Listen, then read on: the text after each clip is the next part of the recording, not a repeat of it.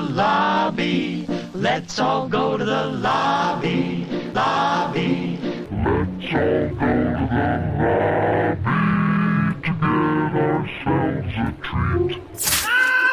Hello, horror hounds, and welcome to Now Slaying, an It Slays podcast production where we break down the latest and greatest in the world of horror. I'm your not-so-humble host, Colton. I'm Rowan. And it's Jill. And today on the show, we're going to be discussing Weapons, which was released August 8th, 2025, exclusively in theaters. Now, Rowan, we discussed Zach Cregger's first horror movie, Barbarian, a couple years ago, on what may be the worst audio quality ever captured in podcast history. Maybe even worse than Mike's old gaming headset. Doubtful. But if I remember correctly, I think we were both pretty positive on that one, as is the general sentiment towards that movie in the years that followed. But I don't know if I've ever heard if Jill has seen Barbarian or if she's enjoyed it, and by extension, was she looking forward to Weapons? Yeah, so I was a big fan of Barbarian. Rowan is actually the person who got me to watch that because he was raving about it, and he was like, you gotta watch Barbarian. So I remember putting it on, and I loved it. It's probably one of my favorites. It's up there. And so, yeah, I was very much looking forward to the next installment of his work. Nice. And Rowan, yourself? Yeah, I mean, we like Barbarian, I will say. A little disappointed. I was hoping maybe you'd record this in an airport or on some headphones. So a little disappointment there. I still don't know what happened that time. The AirPod just did me wrong. It was very rough. Yeah, no, I mean, I feel like the world, right? Like everyone kind of saw the trailer, the great trailer, like not really telling you whatsoever what this movie is about, other than it's the Barbarian guy. So how could I not be hyped? And kids are creepy. So, I was like, yep. I'm sure, even if it's not scary, kids are scary, so. True, yeah. Yeah, this one for me was probably my most anticipated horror release of the year, I would probably say. It just feels like something that's kind of mythic, almost now, behind the scenes. Like you heard that Jordan Peele fired his whole management team, that basically he was in a bid for this movie and he lost out, so he fired everybody. You heard that Zach Cregger made 7 figures on selling the script. He wound up getting a budget that was like 10 times that of Barbarian. So it was just literally leading up to this movie. I was just looking forward to basically see, like, what is he going to do? And basically all the reviews and everything leading up to it as well were incredibly positive. And now there's kind of like this groundswell of hype surrounding this movie now that we're discussing it almost a week after it came out in theaters. And I love the trailer as well. I didn't see any of the actual full release trailers. I think I saw what was almost like the teaser to the teaser. It was just the narration of explaining that 17 kids left their homes in the middle of the night and they were never seen again. I think it was basically just showing like an alarm clock, if I'm not mistaken. So I was very much looking forward to it. I did wind up seeing some posters, obviously, and some pre-release screenshots. And, there was one shot of a creepy kid that was kind of making the rounds on social media everywhere. But all in all, I was pretty much in the dark when I sat down to watch this one. And I was pretty happy to be checking it out. So are we bringing our weapons to the theater in celebration? Well, before we get into that, let's throw it on over to the trailer. One night, 17 kids woke up, got out of bed, walked into the dark, and never came back. This is a true story. I want to know what happened in her classroom. Where are our children?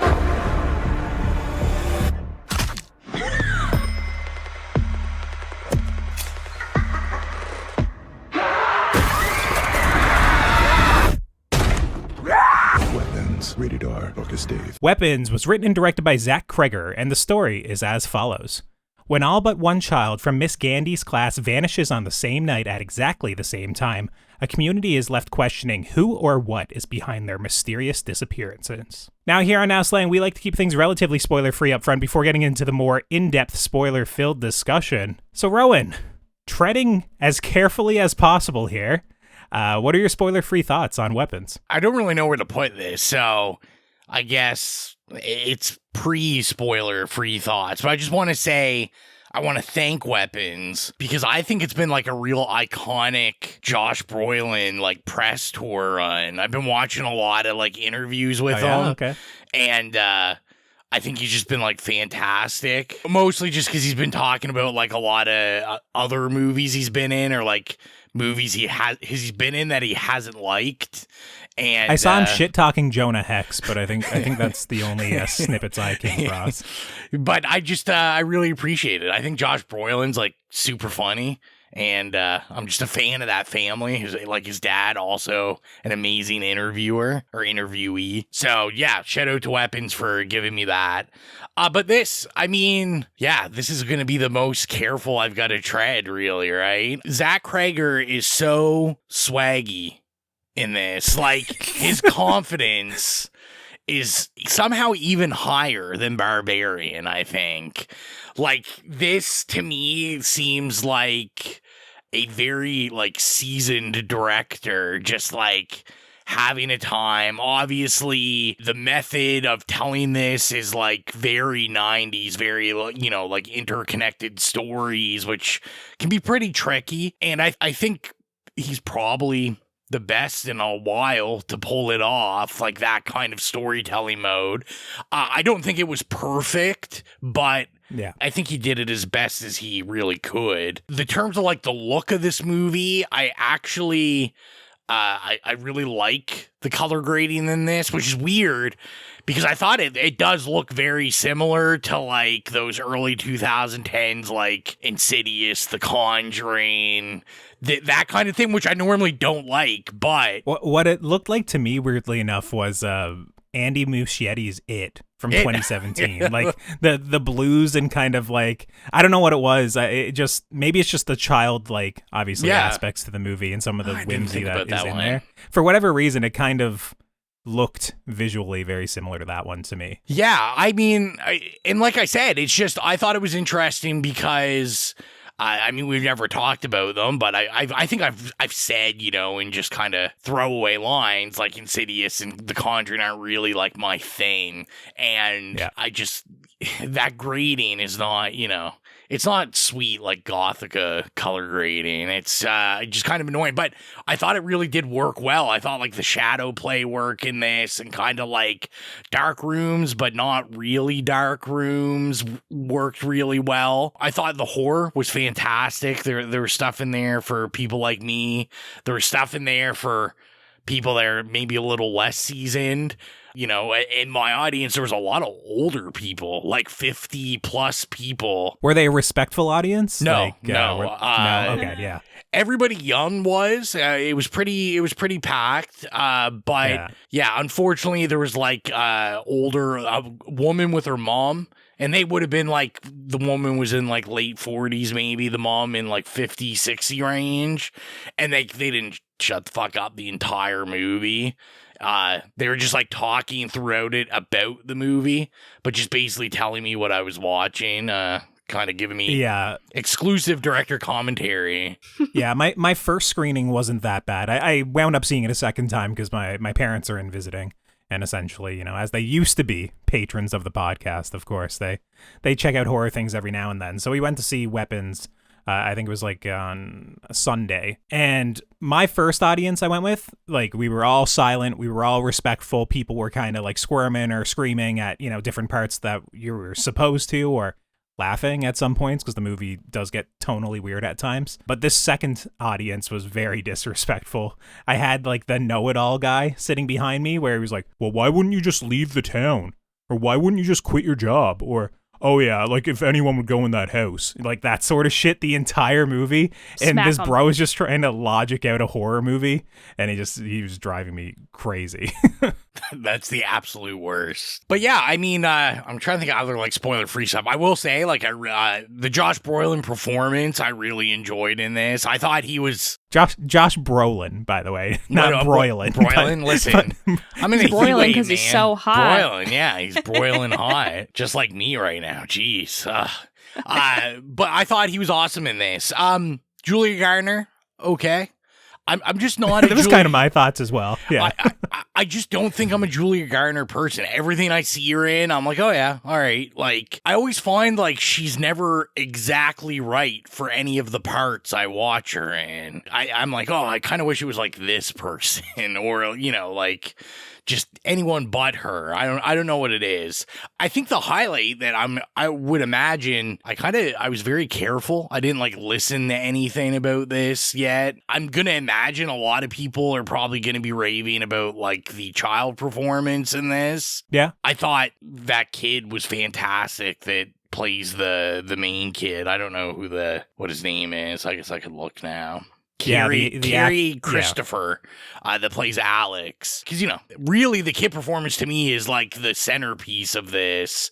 And if that's really bad, this kind of falls apart. And I thought he was fantastic in it. And also score and music, really, I thought it worked well.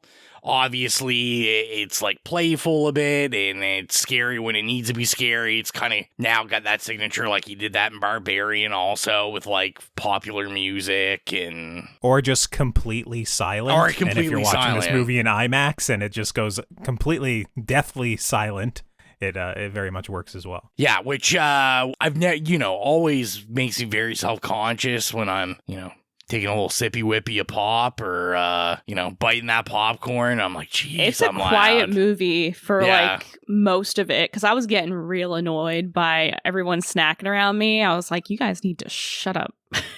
You wanted to ban food from the theater. You're like, no. That's pretty much me too. It's rare if I'm snacking on anything in the movies. Maybe like a cinnamon sugar pretzel at the beginning. But that'll be gone before the trailers are even done. So I'm the absolute worst, really. Like, we just can't ever hang out in the movies. I'm like just like nacho and hot dogs guy. Just listen, chomping. You got to get there early enough. You got to scarf it down. And if you got anything left and you're still hungry, you wait for the action parts and you don't eat anything during the quiet parts. I agree. Yep, that's etiquette. But instead of me like just rambling, like, Jill, why don't you throw in a couple of your thoughts here and I'll just rudely interrupt you. Oh, okay, cool.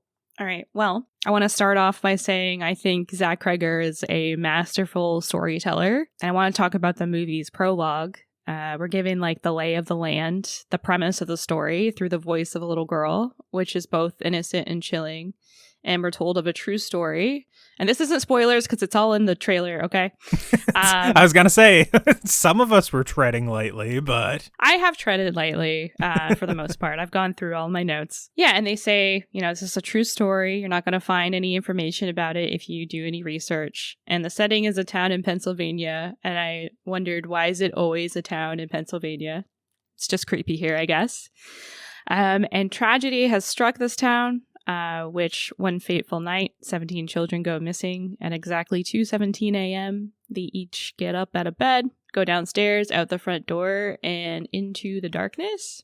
In the most creepy way possible. If you've seen the trailers, their arms are outstretched at their sides, like an airplane as they run and they disappear into the dark. So where do they go? And why do they go? And I think that right there is the perfect setup for a horror movie. So right off the bat, I was seated. I was ready for this. Did you think the prologue was too long? No. No. It was fine. I was getting a little impatient. I was like, all right, I get it. This girl's just talking. Okay. You weren't vibing with the You're music, crusty. the like dozen different shots of children running. You weren't with that. And talking about Julia Garner, who plays Justine Gandy, have you guys ever watched Inventing Anna? It's a Netflix show. I've never heard of it. I'm familiar with it, but I've never seen it. Okay. I friggin' love that show. It's about Anna Delvey, a socialite who like scammed her way into Did she prison play and her? stuff. Yes, she does. And she does an amazing job in that series. And so I love her already. I thought she was incredible in her role here in Weapons as the teacher of the class affected by this disturbance. I felt a lot of empathy for her and what she was going through, especially as a teacher myself. And I think she nailed the role of a teacher who loves and cares deeply for her students, even and like at the dismay of the principal. I think that's relatable. Speaking of the principal, Marcus, played by Benedict Wong, is creepy as hell, but also he's a very interesting and dynamic character. So I wanted to shout him out. Creepy. He was all right. What? Yeah. I mean, at No, certain dude. points in the movie, but, Yeah. just as creepy as anybody is in this movie Oh my at certain God. points. He really creeped me out. And then also, we talked about Josh Brolin, he plays Archer. And I also thought Austin Abrams, who plays James, the homeless guy, I thought he was also pretty entertaining. And I like the way the story was told, but that's kind of a spoiler. So I'll talk about that later. What about you, Colton? What are your spoiler-free thoughts? Oh, God, I have so many notes for this one. We've kind of touched on it all, but for me, like, right away, it was just, I agree with Jill. I thought this was, like, an excellent prologue / cold open. And we just discussed, Jill and I last week, I believe, on Together about how much I liked that cold open, and then kind of the rest of the movie let me down. Mm-hmm. Weapons, I will say still, the cold open is damn good. It's such a good horror premise, but the rest of the movie doesn't really let me down. It still carries kind of what is set up, but it gets you like in the perfect frame of mind for this mysterious, kind of chilling mystery, more or less. So I absolutely love that. And what was immediately noticeable to me was just like the money on screen. Rowan mentioned kind of like some of the color grading or maybe like the visual look to the movie, but it just felt very big budget to me when I was watching it. There's lots of like sweeping camera shots. It feels like operatic in some ways, like very just like over the top, lots of crane shots, lots of drone work. It's just, even though this is a small town story, it doesn't feel like it's a small movie at all when you're watching it. There's lots of like action set pieces in terms of the way they're filmed that it's just very impressive that I can't get into the specifics of it without spoilers, but it was just a movie when I was watching it that it felt like a very big step up from Barbarian to me in a lot of the ways, just technically. I'm not a Julia Garner hater. I thought she was perfectly good in this movie, but I just think this is a movie where essentially the entire cast, like the ensemble, has to be good. Once again, like how the story is told, it's if there's any weak links here in this story, it kind of all falls apart. And the fact that I don't think there was really a false note in the entire cast to me, that it really worked. I think one of the more main characters that neither of you have mentioned was Alden Ehrenreich. And of course, he's the police officer in the movie. Mr. Han Solo. Mr. Han Solo, or for me, Mr. I don't know what his name is, but he's the weird cowboy in Hail Caesar. And I remember when I saw him all those years ago, he was great in the movie. And I was like, this guy is going to be a star. And then instantly he landed Han Solo, and everyone was like, he's not Harrison Ford. And I think ever since then, his career is kind of cratered ever since that. But I love seeing him pop up in these little performances because I still feel like he is a great actor. It's just he has the stank of he's not Harrison Ford on him, which, I mean, come on, like no one's Harrison Ford. So I thought he was one of the best things in this movie. Like he's great. His storyline I thought was fantastic. Like I think this is the sort of movie that if you're on its wavelength, I think there's a lot of frightening moments in it. There's like some genuinely like chilling imagery. There is some really dastardly jump scares that are gonna, get you. And just conceptually, like as somebody, when I saw this movie the first time, I watched it late at night. I don't think I got home until like 1 o'clock in the morning. And then I was like typing up some notes because, just for the show. And it was just, there were specific frames like from the movie that I was like, it's kind of creepy when you're looking into the corner of like your dark room. That it's not every horror movie that kind of leaves that impression in my mind nowadays that, it really like sinks its teeth into me, and it like, affects me when I'm home, even if it's like, oh, what if there was a face in my closet here or something, it was just very effective. I really enjoyed so much of the movie. The few issues I have with it, to get into them just vaguely, I think just the way that this movie is structured, it kind of sets up this flow where obviously there's these large buildups and then obviously ebbs and flows, right? It kind of builds up and then, all the tension is released and we kind of got to restart again, and it's the sort of approach, just speaking about it vaguely, where it seems like a natural filmmaking approach. But if you've seen the movie, you'll know what I mean by kind of like it restarting every so often. And it was the sort of thing for me that on a first watch, it wasn't frustrating, but it was enough that kind of probably like an hour and a half into it, I was starting to feel a little bit of a length there. Not so much that it like checked my watch or I completely lost interest, but it was the sort of thing where I was starting to notice it, just slow down at points is probably a better way to say it. And I will say that some of the visual effects, even though I think they present like some arresting imagery and really aid in the horror, sometimes we also linger on specific effects for kind of too long. and you can kind of see like the artifice behind them, like, you know, some of the stuff kind of looks a bit hokey at times. And the last thing I would probably say is that after the first hour, I think slowly but surely this movie kind of becomes a little bit more of like a mashup of different genres. There's still lots of horror to be found in there, and there's lots of comedy or action. That kind of had my audience cheering or clapping at certain points, which I definitely didn't expect, like in terms of the tone of the first hour of the movie compared to kind of, let's say, the tone of the last 30 minutes is very different. It wasn't like so much so that I didn't enjoy the last 30 minutes. It was just something as I was watching, it's like, oh, we've definitely gone through like an adventure here in this movie, and tonally it's shifted around in a bunch of different ways, which led to some crowd-pleasing moments, which of course I appreciated, but then also a couple of moments I didn't enjoy quite as much. But I mean, all in all, I really enjoyed it. I've been rambling on and just, you know, but I enjoyed it. Anyone else want to chime in with anything that I said? Or I kind of want to talk about, like, you're talking about the tension releasing at points, but I want to talk about it in the spoiler at the spoiler section. So yeah.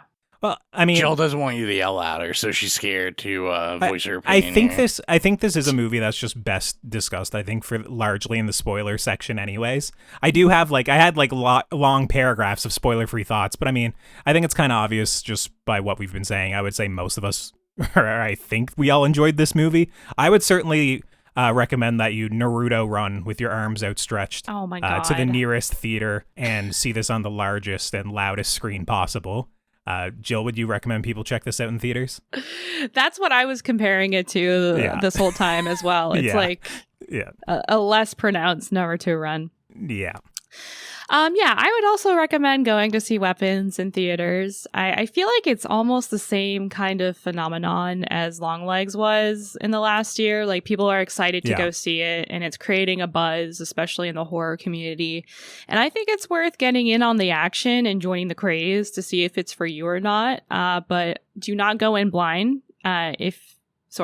Do go in blind is what I mean to say. Go in blind if you go see it. I also went in blind. I was trying hard not to spoil it for myself. I didn't want to know anything about it going in there. And I thought it was a unique movie that was scary, funny, and at times disgusting. And I think people will be talking about Weapons for years to come. And that this is, I agree. Well, of course I agree, but...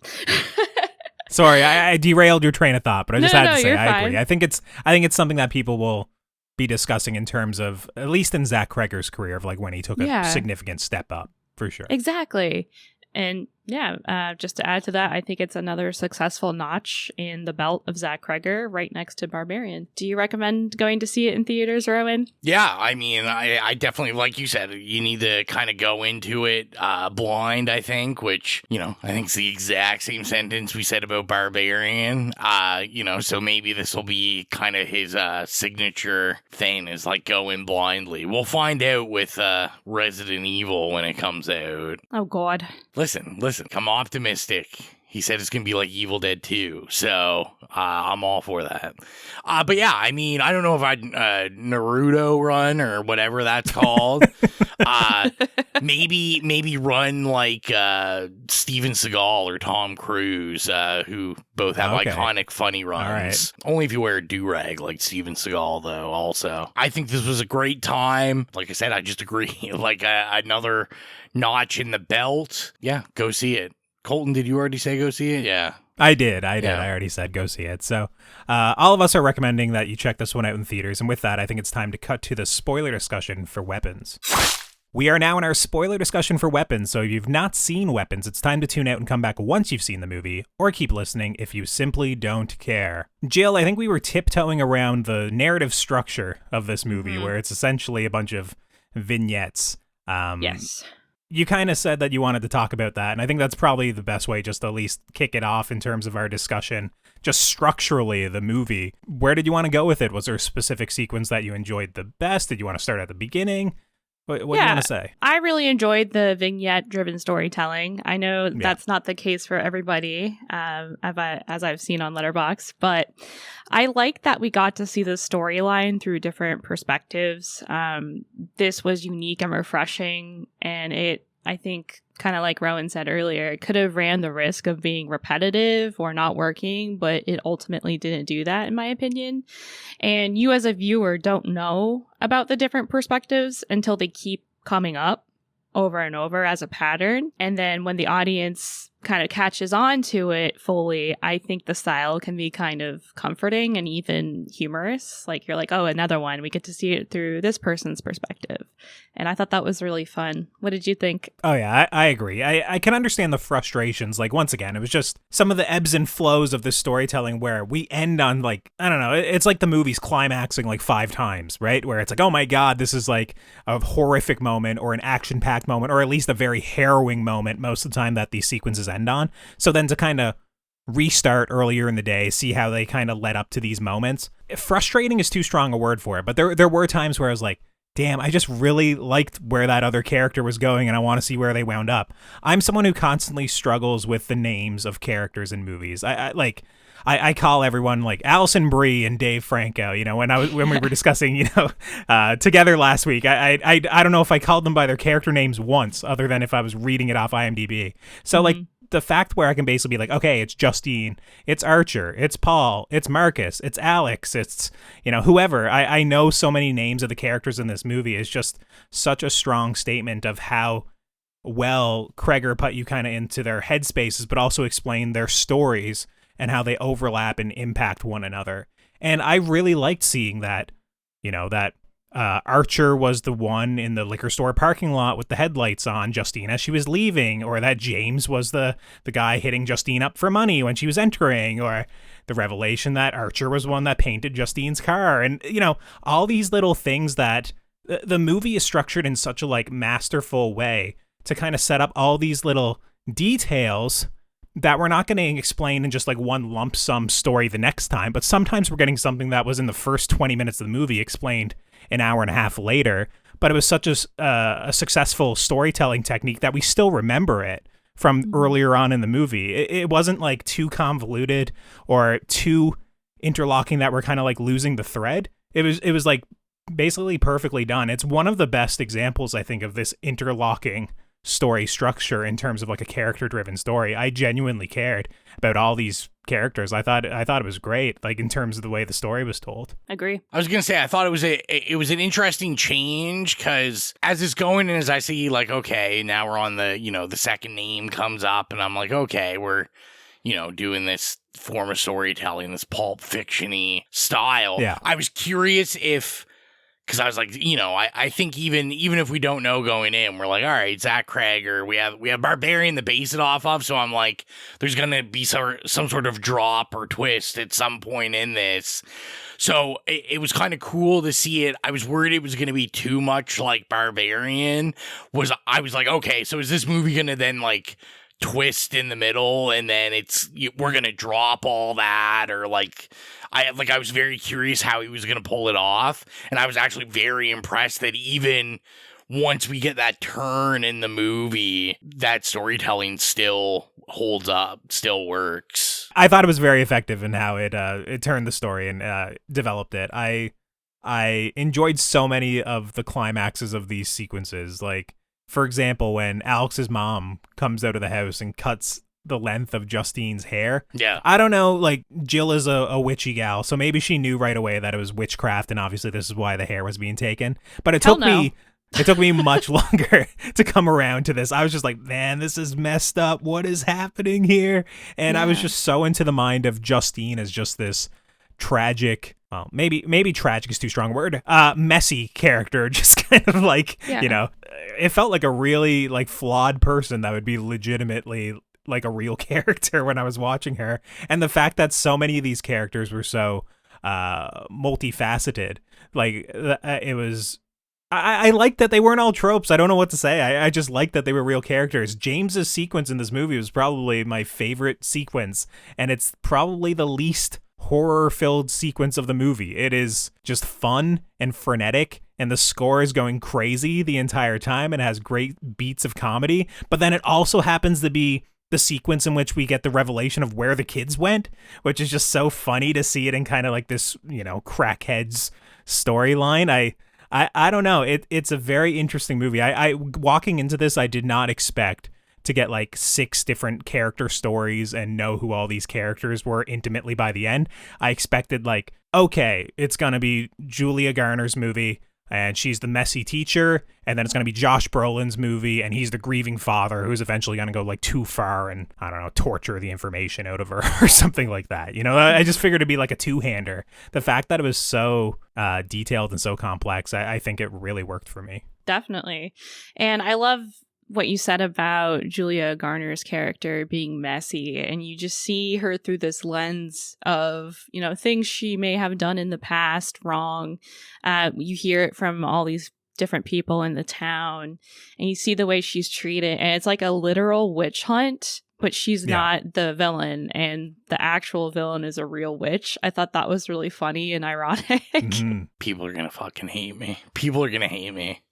Why? You hated Gladys? Yeah, I didn't think this really worked whatsoever, which was like one of the disappointments for me. Now, okay. the one thing I have heard is over and over again, I kind of haven't avoided it on YouTube, is Cregger talking about like how he kind of sat on the first half of this and just had no idea what to do with it, and then just came back and was like, I just, you know, was like, hey, what, like just totally make this totally different movie and like smash it into this, because like his original. So is that the point that you're talking about, like the big twist in the movie, Rowan, like that specific revelation of, or were you talking about like where the kids went, or the Marcus sequence where she comes down and explains the specifics on how this all works? So from what I heard, from what I heard from him talk about, is he said when he originally was working on this, all he had was all these kids run out of their house at this time. No one knows what happens to the kids. He had written the kind of Julia Garner story of the teacher, the parent, but that's all he had. And then he had no idea what to do with it. He left it. And then just kind of like came back to it and was like, hey, what if I, you know, like this witch and all this stuff. And it's not even that it's like a witch. I found like all the witchcraft stuff super underwhelming, where I was like, I don't know how to explain it. It's like Gladys's actions and everything I thought were the least interesting or the least exciting thing in the movie. I was like, I just felt she our first introductions to her are like very menacing, and it's kind of funny when we were talking about the color grading, you brought up it. I was like, it's very Pennywise, right? Like, yes, and I was not mentioning Pennywise, obviously, but yes, 100%. Which at first I was like, holy shit, is this going to be like a clown movie? Like, especially like when she's in the woods and we get James's like seeing her waving in the woods. I'm like, this is Tim Curry, right out of the fucking, right out of the book. Did either of you grasp what we were seeing on the ceiling when Justine looks at and sees like Gladys on the ceiling? No. Hell no. It scared the shit out of me. I know, it scared the shit out of me too when it happened, because it was like a fake out where she woke up from the nightmare of seeing Alex in the classroom with the makeup on, right? And then she winds up looking up on the ceiling. It frightened the shit out of me, and I didn't know what I was seeing. All I could kind of remember was like these exaggerated proportions of a face. And I was like, I think that had like big lips or makeup or something, but I couldn't like picture exactly what it was. So then when it happens again with Archer, when he's, spilling his heart and soul to his son, and they do the match cut and the swap of the face, man, like both of those instances to me, I thought were horrifying. Same. And that was the thing, like with that.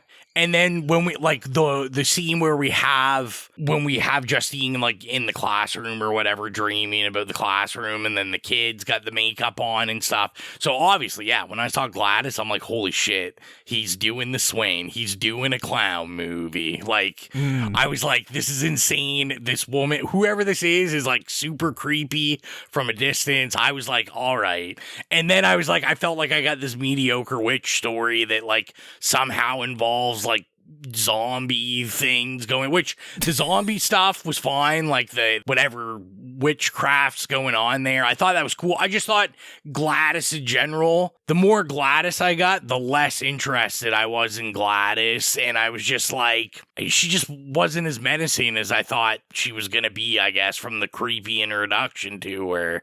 I did like instances of her, like, you know, when she's showing up at people's doors and, you know, she there's no way she didn't base her performance off clowns because it was real, you know, like circus, like presentation. But yeah, I was like, I could kind of feel these two stories didn't go together to begin with, and they just were mashed up. But like I said, it's weird because by the time the movie ends, I don't know how much that really takes away from it, because I still really enjoyed it, right? I mean, I think it goes with that big tonal shift. I mean, the movie continues to get increasingly more outrageous after Gladys is introduced to us, and then you realize, okay, this is funny, this is entertaining, this is ridiculous. And that was not part of like the first maybe half of the movie or whatever. But I really liked Gladys. I thought she was a fantastic and creepy villain played by Amy Madigan. I was not at all prepared for her role in the plot as like the key orchestrator for everything that's happening with the kids. And it reminded me of both Nicolas Cage's character in Long Legs, just like the makeup over exaggerated and stuff. Agreed. And also the mother-in-law in the front room. If you remember that movie. Yes, 100%. I agree, Jill. Those were the two characters I've had written down that it feels very much Gladys energy. Hell yeah. They're both creepy and entertaining. And I liked the witchcraft. Sorry. No, I mean, well, I was just going to continue on that. I enjoyed Gladys. I don't know fully for me if the explanation is as satisfying just as this dreary, more dour, mysterious first hour of the movie, but it wasn't such a bad explanation that the movie completely lost me. I still enjoyed it, and I liked the specifics of the witchcraft that was happening on screen. It wasn't, and I just rewatched Bring Her Back, so this is fresh in my mind, but it wasn't where it was like overly explained, but still confusing to where like the movie feels like it explained it clearly, but I still don't understand the specifics here. Here I understood the specifics, but there was still like enough obscurity to it and exactly like how or why or how that's happening that I still enjoyed it. It wasn't like, oh, I am the chief priestess of this old cult or church and I am here to do this and, you know, I'm a spawn of Satan or something like that, right? Like it wasn't specific. It's like this woman showed up, she's old, she's frail, she's ailing, and she's basically draining the life force or the soul or, you know, the energy, the vitality from these people that are kind of under her spell, and I was fine with that as kind of the explanation. I didn't need any more specifics, and I thought just like the hair winding and the branch cracking, you know, with the bowl of water, all that stuff just visually was really neat, and stuff that I haven't really seen before outside of, you know, just like making a witch's brew or something, you know, in a horror movie. That it worked for me overall, and it definitely winds up working very well by the end of the movie, I think, in terms of just the completely over the top, zany, cathartic ending that we'll get into in a bit. Yeah, I 100% agree. It's not over explained. It's still a bit mysterious. Like you don't know where that weird, obscure tree is from or what it has to do with everything. But if you, I don't know anything about witchcraft at all, just like the basics with the stick and the winding the victim's hair and the blood and everything, it's something that everyone can be familiar with, but it also manages to be unique and refreshing. Like you said, I don't know any other movie that has done something like this. And I know Rowan kind of complained about like the zombie children and everything, but that's also kind of like unique. Like I haven't seen witchcraft used that way, and I get some like Romero energy from these kids, especially at the end, which I really liked. On record, I like the zombie aspect of it. I thought that worked. It's funny. Gladys, they didn't work for me. You guys describing it as zombies makes me upset because I understand what you're saying in terms of like, let's say Marcus, right? Where he's running, his eyes are bulging, he's all bloodied, and he's kind of like gnashing his teeth and stuff. But let's say like Alex's mom, when she's just stumbling out of the house with the scissors in her hand, I don't read her as zombie, right? Or like possessed, I don't maybe. Like yeah, they're like possessed or in a trance, or you know, I understand that they're zombie in terms of like not really possessing, like being basically undead to a certain degree.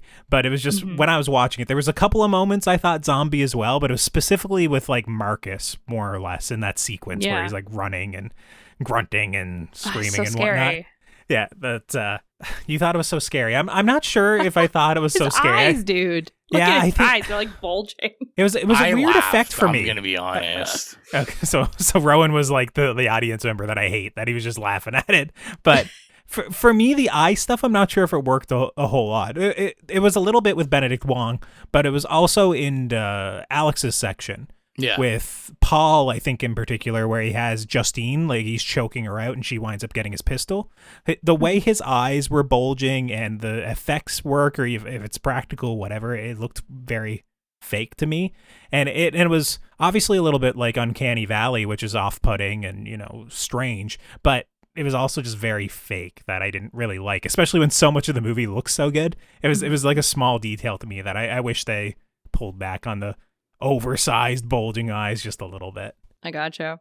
I have one more thing to say about Gladys. It kind of left me with the question, is Gladys really the aunt, or is she just like some crone who preys on families? And I like that it's also not explained. Yeah, I think she mentions at one point that she's someone's like baby sister, or she's the older sister. Yeah. Like the mom recognizes her because Alex's mom says that like from her past, like she had associated with her. Mm-hmm. But I think Jill is correct where I don't know if we're given so much information here that it's 100% clear, because she does say something to the effect of that it's been 15 years or more since she's seen her. And even though she's not very familiar with her, her mom would do the same thing. And I'm pretty sure Alex's mom says it's her mom's sister. Mm-hmm. Whereas when Gladys is explaining her relationship to this family, she says that the mom is her baby sister, which once again is not the same relation. So somebody is lying or has it mixed up a bit, which at least puts the seed of doubt in there that either it's an issue in the screenplay or that it is supposed to be that you read that maybe Gladys isn't who she says she is, which, I don't think there's anything there to go one way or the other 100%. Yeah. One very small issue in the movie that I noticed my second time watching it, and this is just stupid kind of continuity stuff. James's sequence ends with Paul coming out of the house. It's night. He's been in the back of the police car this entire time. It's night. The door's opening. He's getting dragged into the house, essentially, right? And you understand. Paul's under a trance at this point. James is getting dragged in. Obviously, he's going to go under the trance. In Alex's section, he shows up home. The police car is parked there. It's the middle of the day.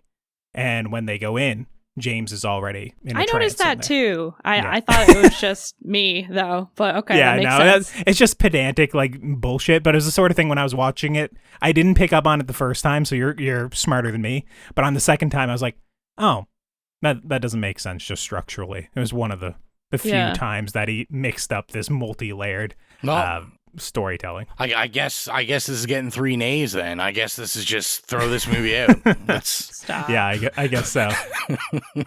Yeah, I have a whole bunch of different things bolded. I'm just going through and seeing.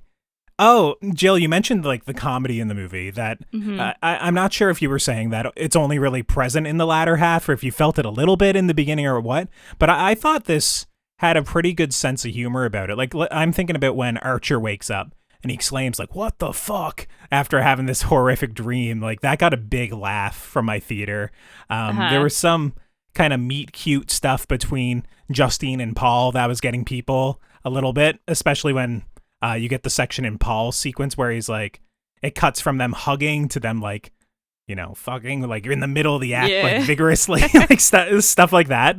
I thought was quite funny. Like it was edited well, where it was keeping up the pace and it was silly, but at that point in time, it wasn't kind of undermining the horror. I didn't feel like at that point in the movie. I do think it makes a very deliberate decision kind of somewhere in James's sequence where we're starting to get a little bit crazier and a little bit sillier. And it's mostly just by, Austin's performance that is like insane. I think this might be like one of the better kind of drug addict performances I've seen on screen. I love when you see kind of like his last brain cell firing when he's looking at the $50,000 reward, for the missing children, and he like looks at all their faces, and then the camera pans up really quickly to the $50,000 reward, and it gets like the close cut on his face of like where he's piecing it all together.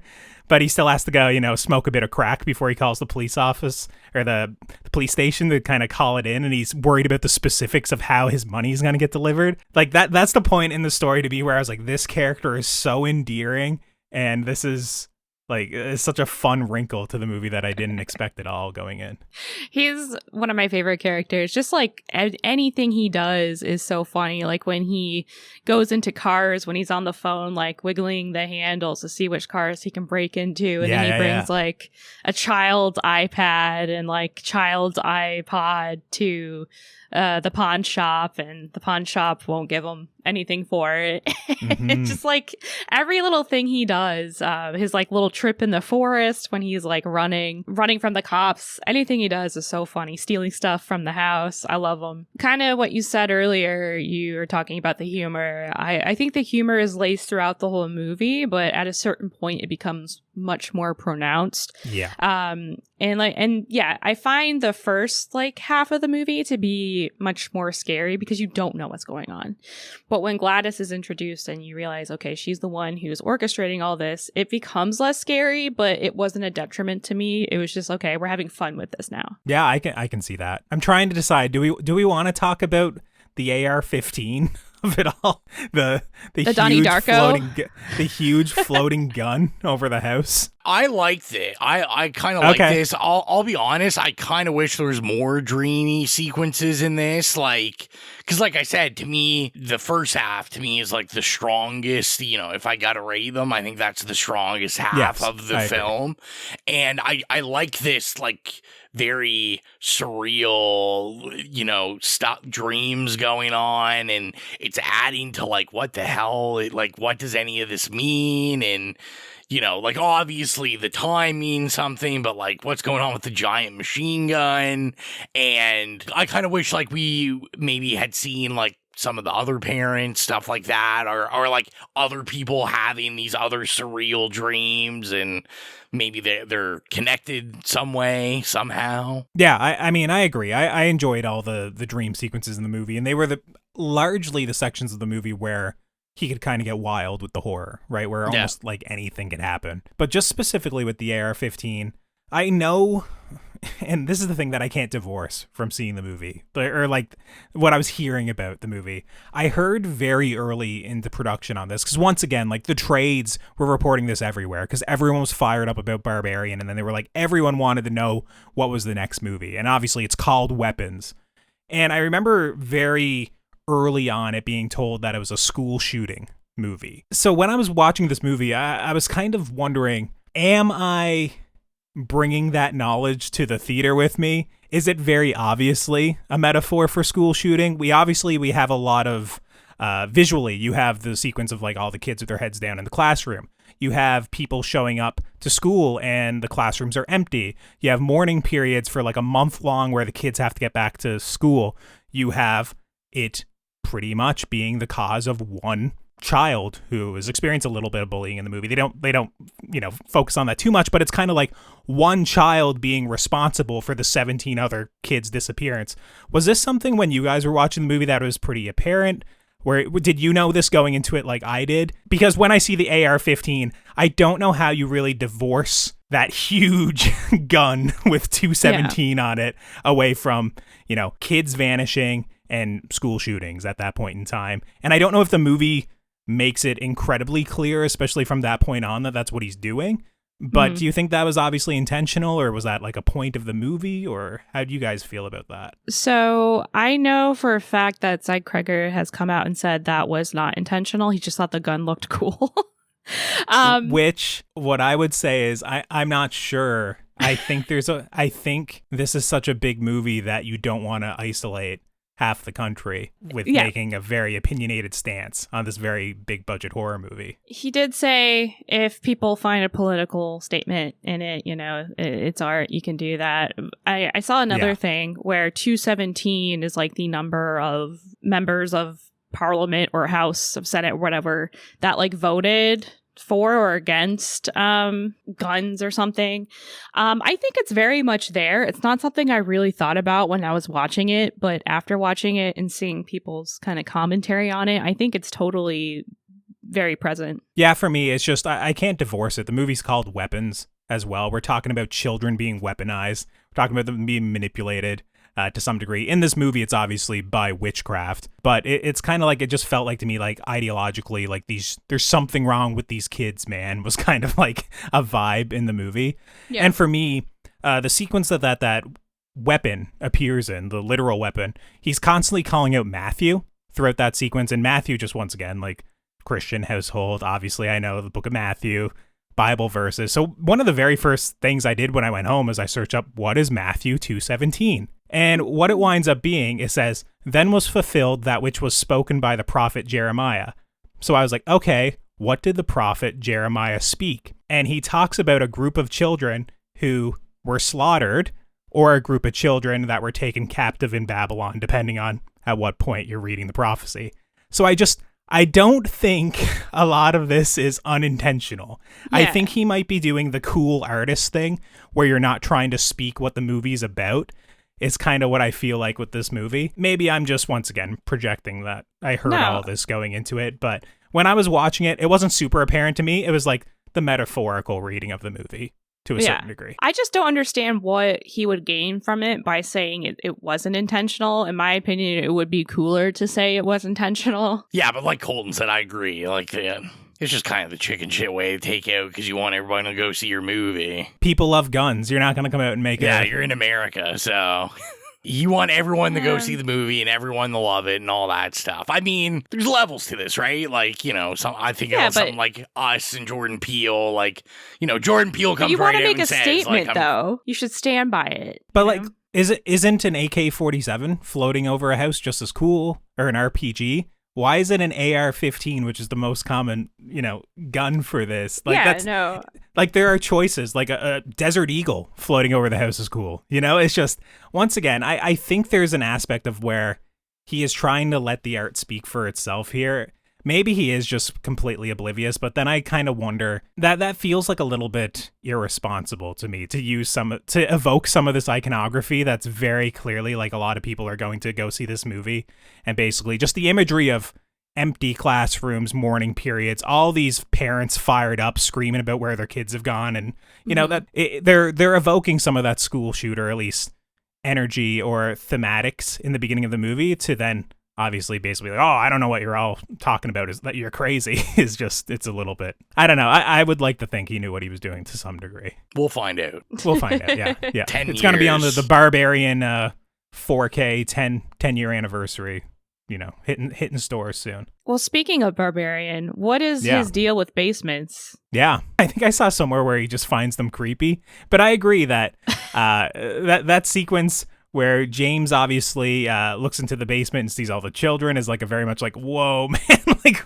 this is going up another level. Mm-hmm. But also the sequence near the end of the movie when Archer is down there looking for his son, and he gets the the phone out and he's scanning all their faces. Major Blair Witch Project energy, but with like literally the witch like in the room with you as it's happening. Like, her Gladys comes and like kind of screams at the camera. It got me too. Like that's the thing. I pooped your pants. I don't know if I was just like in a trance myself when I was watching the movie, but this got me with like 2 or 3 jump scares, which is incredible. It's very rare that a horror movie gets me. It got me with Gladys on the ceiling, Gladys being replaced, taking the place of Michael, and then Gladys in the basement. I don't know. The basement was frightening. I didn't like the basement. It was, yeah. I mean, I think that's just that raw fear, right? When you're a kid and going in the basement to grab something. Like, I remember doing that for my grandparents. I was always like, oh, shit, like the stairs, like they never have backings on the stairs. So it's like something could just grab my feet. Oh, stop. And you're just running full speed and go grab a bottle of Diet Pepsi. Same in my basement right now. Did we want to talk about the ending? We've kind of haven't really spoken about the specifics of it. Oh, wait. That whole before we get to the ending, because I'm sure we'll do the ending and then, wrap it up. But I do want to say, because I did all the ragging on Gladys, I want to say for me personally, I thought Gladys was scariest and worked best, other than being in the woods. I did love the scene where she's like flexing her power and like making the parents stab themselves in the face with the fork. Yeah. I kind of wish there was more of that for Gladys. I think just kind of like this like pure just flex of like, this is what I can do to your family. This is how I can fuck people up. To me, I was like, this is horrifying. Like, this is scary as shit. Yeah, I agree. I like the more menacing, kind of malevolent Gladys as well, but I liked how easily she slipped on literally the mask of like, caked on makeup, but also just I don't know how like ditzy and I don't know, kind of irritating, but a little bit inviting that character was as well, like in that section of the movie. But I do prefer the more menacing Gladys for sure. That whole sequence kind of leading up to the ending where we're getting Alex's days leading up to the children missing, explaining some very specific, or at least some questions people may have had, like, well, obviously the police are going to search this house. How did they not discover the children in the basement? And it's kind of like, oh, okay, we explain those things. Or we explain how Gladys managed to kind of bewitch 17 children and how, Alex was complicit in that with the name tags. I liked a lot of that, how it was leading up. And then to finally kind of Archer and Justine going into the house and having, these people who are weaponized, ready to attack like a heat-seeking missile that Archer says earlier in the movie when they kind of break the lines of salt on the floor. Mm-hmm. A lot of that stuff wasn't established earlier in the movie. But it was kind of, it made sense to me in the ending, I guess. Like, I liked the specifics of the sequence and how, I don't know, unnerving, I guess, the speed at which they ran at Justine and Archer, or like how long of a drag out fight it was between Archer and James, which is obviously one of the moments in the movie where it's making a very deliberate shift from like an intense sequence that's kind of horrific to changing the tone from horror to comedy, because it winds up being like, okay, he's punching him obviously, and he punches him 3 or 4 times and he keeps coming back, but then he starts like suplexing him and throwing him and kicking him, and it just goes over the top where it's literally like a wrestling match here in this living room that it had my audience kind of like uproaring with laughter. Same. And just to go back to the Gladys stuff one more time, I just want to say, like, Gladys can be menacing, but she is nothing without Alex. Like, she has to use him as the weapon because she's this witch who drains, life from people. And he's really doing all the dirty work. And there's just such a loss of innocence in the kids when they eat the witch. I think it's tragic. I like that they never really return to their normal state, because there is no returning to normalcy after the things they've been through. And likewise, the loss of innocence is also very evident in Alex. He is the sole survivor of all of this, and he feels the guilt, but he has to remain complicit for his own safety. And to me, it was just so sad and dehumanizing to see a kid having to take on such cruel responsibilities, like going to the store after school to purchase soup, at which he spoon feeds cold to his parents and classmates, like in their catatonic states. I thought, that was kind of heart-wrenching to watch. Now back to the fun stuff. Yes, the ending. Yeah. So the ending, grater on the face. Paul gets his cheek grated. Yeah, that was nasty. I like that Jill like pours her heart out. And now back to the action. Yeah, now let's back to the part where Paul gets his face blown off. Come on. But that sequence, I thought there was a lot of fun in there. There was obviously different characters we're focusing on. We're cutting around a lot. Alex, kind of the specifics of how he gets his parents to chase after him. There's literally a Here's Johnny moment of his mom smashing her face like through that section of the door. That's literally what I thought too. Yeah, that I was just like, oh, okay, cute little homage. That I really like this whole sequence, and then how it's all building up to obviously grabbing the branch that's, has all the different hair, the children's, hair or, pieces of their essence or whatever on it, to kind of have them turn on Gladys. I think at this point in the movie, pretty much all the audience is wanting these children to get free, and we want them all to like royally fuck up Gladys. that like this sequence, it is super hokey, it is cheesy, it is so over the top, and in a lot of different movies that weren't so competent leading up to this point, I would basically be like, oh my god, they took the easy way out, and I'd be so upset. I love this sequence to end the movie, the last like 5 minutes where they're chasing Gladys through like 5 different houses. There's like people mowing their lawns. It's just absolute chaos. I thought it was so fun, and it was like the perfect cathartic way to end this movie in a way. Yeah, same. My theater was cracking up, like the kids running through windows, like just crashing through the windows in their pursuit of her. And it's like so sick and grotesque when they're literally consuming her body, like the blood and the viscera. Like I spoke about earlier, had Romero vibes, like Day of the Dead with their bloody mouths and the way they're like all encroaching on her.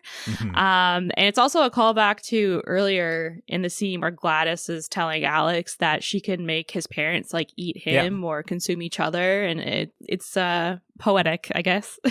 This works so good. I mean, obviously for me, I was like, fuck yeah, let's just rip some old women apart in this viscera. I thought it was fantastic. The sound work was great. Just like, especially when it would get like quiet and then you just hear like kids, just like mounds of kids running and screaming and crashing. The screams getting closer and closer and like the stampede of feet. Yeah. Or like the wide shots of where you just see Gladys kind of screaming, like wandering through a suburban backyard. Yeah, there's some really funny shots in there, which once again, I think if you just compare a shot from this sequence to a shot from the beginning of the movie. Yeah, totally different. Vastly different. And somewhere tonally, things got very mixed up. And, you know, and a lot of people are probably saying, you know, for the worse by far along the way. It's just for me, I think the tonal shift was a little bit more subtle, that I was kind of all in on this bonkers over the top ending. Same. I will say that I do think it wraps up a little bit too quickly right after that. I think it's literally like Gladys dies, and I bet there's less than a minute of the movie left, which for this movie that it has had so many different, you know, vignettes throughout it. It literally has a prologue. I wanted a proper epilogue, I think, to this movie when I was watching it. It's the sort of thing where essentially we get Archer stumbling out of the house, like going after Matthew, and we get Justine kind of, you know, okay, stumbling out of the house as well. But there's not like, for these characters, I wanted more for them in the ending, I think, a little bit. Like, we do get like this emotional moment, I guess, somewhat with Matthew and Archer, but it's very much just kind of like him cradling his kid and walking away. And it's kind of the narration giving you the Coles notes very, very quickly with what happened to his parents, or, you know, to Alex's parents and Justine and whoever. And I don't know, to have like it nail it, I think, in my opinion, with the Gladys stuff, to then the movie end like literally a minute later, I was like, oh, I was hoping for like an extra 4 or 5 minutes here, I think. I was okay with the decision to keep it really short because I kind of didn't want to know too much. Like, I just got the idea, okay, these kids are stuck in a state, they're kind of fucked up, and no one's ever going to really talk about this again because they tell us in the beginning, like, you can't find any information on this. I don't know. It kind of had this like creepy, eerie, like kind of Stephen King vibe to me. Like, I don't know. It worked for me. Yeah, I think the King vibe was there for a lot of this movie, I think. Oh, yeah, heavy King vibe. Well, I was going to say this ending also, probably you're able to weave it into your like school shooter motif, 100%, right? Like of these kids never kind of being the same, and the narration saying like, oh, eventually they started the talk again. But yeah, the final line of the movie, once again to say, oh, clearly it was unintentional, is some of them even started talking again this year, and it's a close up of a catatonic kid in his father's arms, which, once again, it just very much feels like, I don't think it's unintentional. I think he's being a bit glib, but you need to go interrogate Zach Cregger. Nah, I don't need to do that. I'll just assume the best, that it was intentional, but he was given kind of a gag order not to explicitly come out and basically be like, yeah, anti-gun, let's take arms away. You know, would have been cooler whatever if he did. Well, I agree, of course, but I can understand why, like, Warner Brothers doesn't want him coming out and saying that, and maybe it'd be better for his career in some regards. But yeah, it's just, as the movie, like, once again, we talked about how great that prologue was, and it was, you know, probably 5, 6, 7 minutes, and Rowan thought maybe a little bit too long. I kind of wanted a similar epilogue, and it was like they were dipping their toe into giving us an epilogue of that length, but instead of it being like 5 or 6 minutes, it was 30 seconds, which, you know, you bring back the kid, you do the narration, you're kind of putting the perfect bow on the ending. You know, you're calling back the opening narration. It wasn't like of a similar length or like of a similar importance. And I think just with this movie that is over 2 hours long, I just wanted it to be very neatly wrapped up. Even if we don't know the specifics of everybody, I didn't need like shots to every single character who survived and what they're up to, but just even a little bit more narration from the child or some more shots of other kids, or, you know, just something a little bit more, I think, just to, you know, wrap it up for me. I hear what you're saying. Now, a quick question, you know, before we get into rating it. Which did you guys prefer, Barbarian or Weapons? Oh, don't do this. Barbarian. Yeah. Rowan, Barbarian as well? Yeah, I mean, I'll probably talk about it too when I rate it. Like, I think the twist is stronger in Barbarian. I think where it goes is stronger. And it's kind of weird because, like, this is extremely good. And there's, like, so many improvements over Barbarian. But I think... like a lot of guys, a lot of people's kind of first film that they've been like mulling over for a long period of time. I just think the story was so much tighter in Barbarian, and the twists, like he had obviously thought about that for a long time and had been working on it.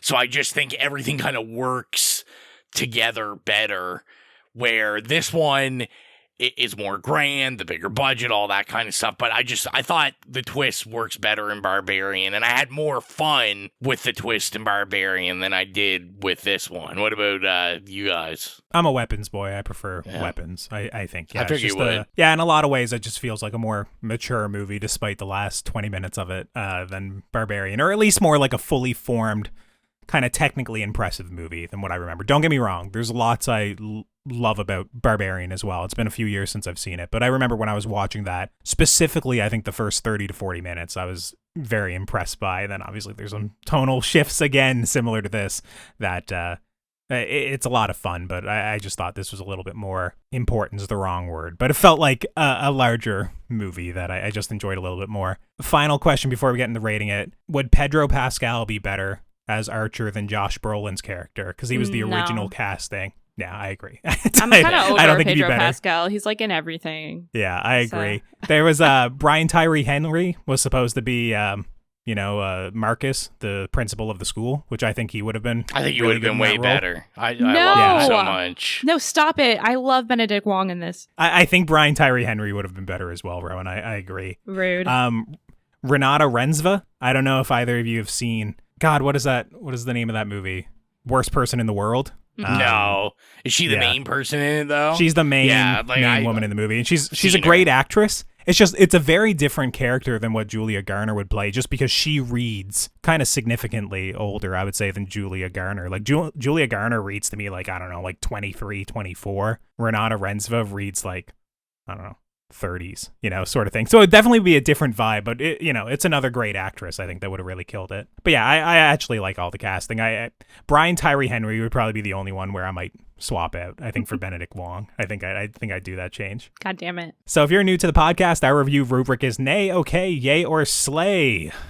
Who do I want to throw to first? Rowan, what would you give Weapons? So yeah, I was looking back while you guys were talking, because I was like, what did I give, what did we give Barbarian? So you and me gave Barbarian yays. We both gave it a yay. I think this is also a yay. I don't think it's a stronger yay than Barbarian, but it's like, I feel like they're kind of like pretty much matched. I feel like I'm kind of on everyone's wavelength really with this, where, like I said, like there was things that disappointed me about Gladys and the twist and stuff like that, but I do agree, like, the first half of this is far superior than Barbarian. I just think there might have been like a little too much going on. Like you said, I did think it wrapped up really too quickly, and there was just like minor flaws with it. And as I stated before, I just feel that Barbarian felt tighter, which I'm sure is because he worked way longer on Barbarian than he did on this. So I can understand why.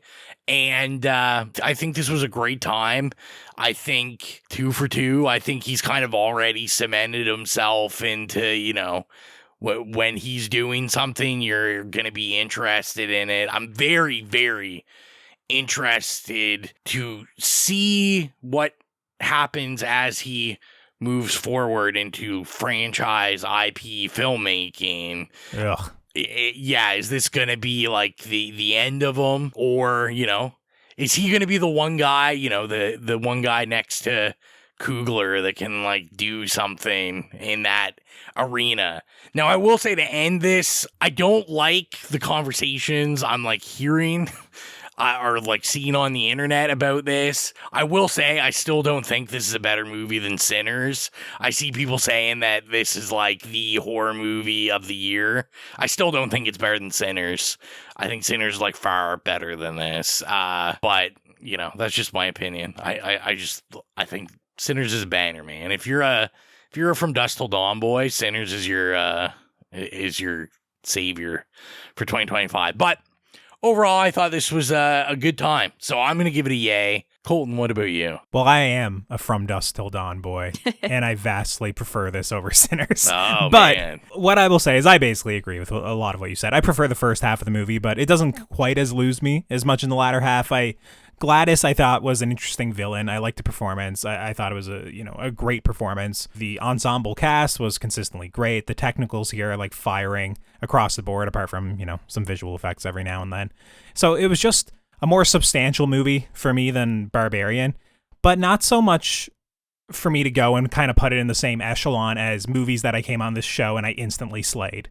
Like a Nope, or like, for me, Talk to Me, where I was like so excited talking about that movie on the show.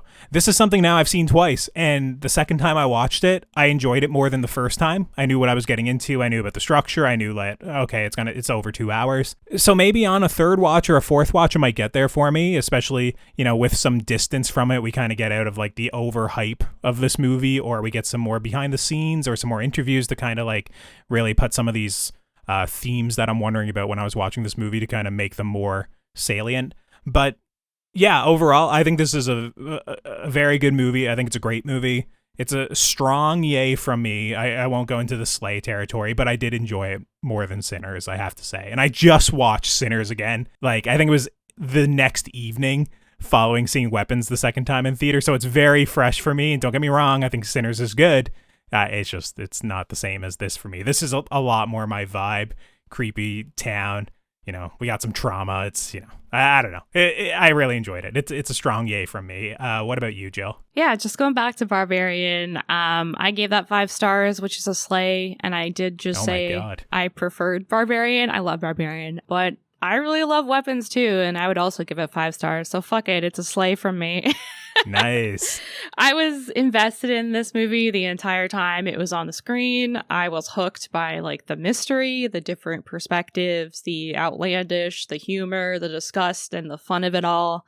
And to me, it's just truly an experience from the beginning to the end. So yeah, I had a lot of fun with it. It's a slay. And if you're not following us on our socials already, you can do so at It Slays Podcast. We're on Instagram, Facebook, Slasher, Letterboxd, Threads, Bluesky. If there's a social media, we're probably there at It Slays Podcast. And if you want to help support the show financially, like our horror hounds, Holly, Nicholas, Mark, Steven, Dan, Brian, Trevor, and James, gain access to the Patreon exclusive show, Stream Screams, hosted by Jill, and get episodes of the main show 48 hours early. Be sure to head on over to patreon.com/itslayspodcast and choose whatever tier works best for you. Rowan, lots of licensed music in this movie. Yeah. Lots of interesting score in this movie that we kind of mentioned briefly. Is Beware of Darkness gonna make the playlist? Maybe we should add, or maybe I should just find does Spotify just have clips of silence that you can just play? You go. Avant-garde. Very avant-garde. Maybe we get a different look on the playlist from that. But yeah, we'll have to take a listen, see if there's something we can add there. You'll find out if it gets added there by going to Spotify. Go in the It Slays Podcast Horrific playlist. If you have any problems finding it, you can go to any of the social media that Colton just mentioned. Go in the bio, click the Linktree link. There's a link to take you directly there. We upload scores or licensed music from iconic horror movies we review, or just horror movies we love. So go follow it. We update it regularly. And get your spooky music on, because why the hell not? And next time on the show, I don't know what we'll be doing. I think the summer is kind of winding down. I don't have anything immediately on the calendar. I think the next thing up that I know of is like The Conjuring Last Rites. I don't know if maybe I'm just forgetting something. Do you guys know of anything immediate? I'm trying to think. I feel like there's like a couple things, but nothing's popping in my head. Toxic Avenger? Man. Maybe? Yeah, Is that Toxic horror? Avenger is at the end of the month. Yeah. Oh, okay. All right. I mean, well, maybe we'll be back to talk about that. I'm not sure, but we'll definitely back when there's something worth talking about. And with that, I think that about wraps things up for this episode. So until next time, I'm Colton. I'm Rowan. And bye, it's Jill. And as long as you keep listening, we'll keep slaying.